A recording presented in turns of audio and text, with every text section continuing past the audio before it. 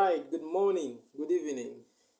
So, today's video is more of an extension of what we had yesterday. But then, I'll make a summary of everything that we've covered from the book Atomic Habits up to where we are.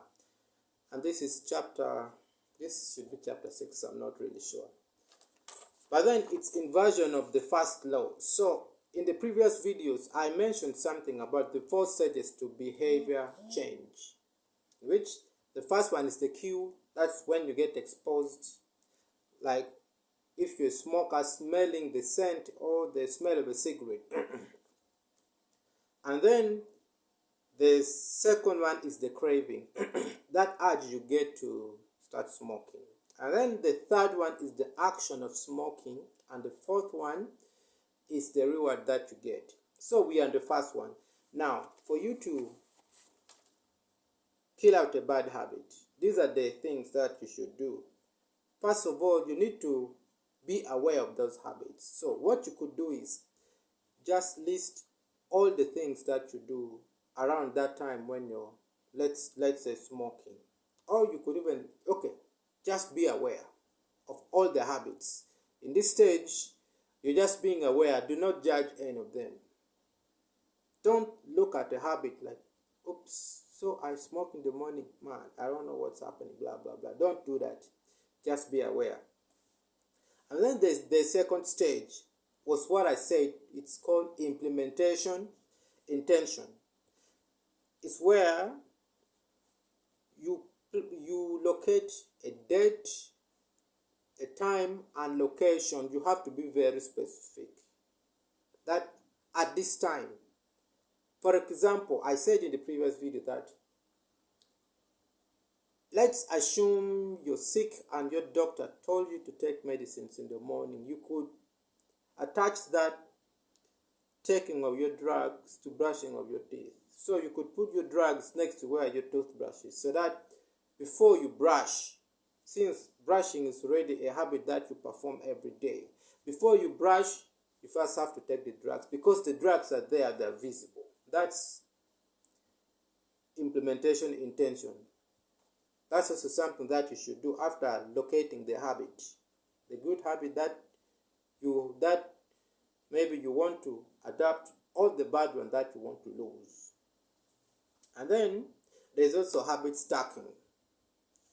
Habit stacking is like saying you attach the new habit that you're trying to adopt, like, to a currently existing habit. It's the same as using your toothbrush, where you already have the brushing's already a habit. Then you just attach the taking of the medicine to the brushing of your teeth. And then you have to design the right environment. Now, this comes from the previous video. The right environment is, if you want to stop a bad habit, cut off the cues or the things that trigger that bad habit. For example, if maybe you want to stop smoking, I think you should avoid going to the bar. If that's where you always, let's say drinking. If that's where you always drink from, then avoid going to the bar. Cut off the triggers. If you as a smoker, maybe you should,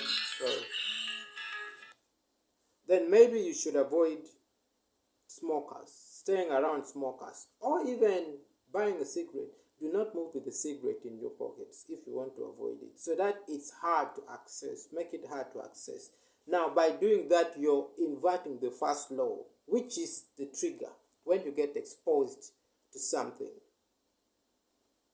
What triggers someone to start drinking, or to maybe like drink, could be being in that environment.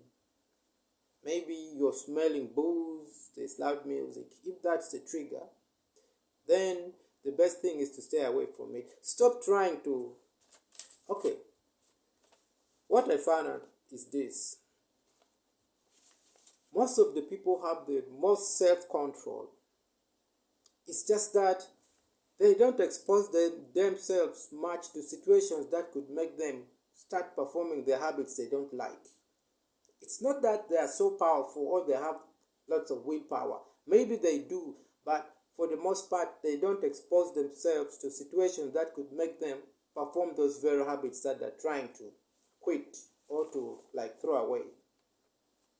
Self-control is short-termed. In the short run, self-control can work, but you have to know in the long run, if you're always exposed to the cues. Imagine you're trying to stop drinking, but you always go to the bar. In the long run, you will bounce back.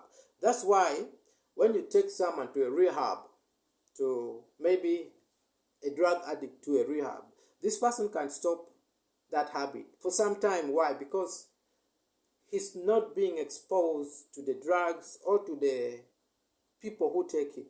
But after leaving rehab, they always bounce back. So it means in the short run, it works.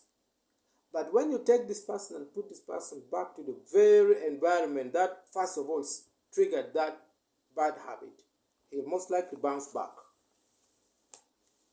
Persistence also works. But for the most part, it fails in the long run. So that's it now. That is how to stop a bad habit or create a good one. It's just changing the first law, which is exposure to the triggers. You know what those triggers are. So I don't know what habit you're trying to quit, but probably know what triggers it, what makes you start doing it. Just don't expose yourself to it. Alright, not to make this video long, that is basically it. Now, a short summary of what I spoke about is: one, list all the habits that you have. Like, you have to expose them first, because you can't fix what you don't know. Number two, use implementation intention, where you're very specific on the day you will do something, the time, and the location, to avoid the noise and to avoid, because in life things always come up. A friend could tell you, Tony, let's go and do this. You'll think you have time because you haven't specified a specific time for performing that habit.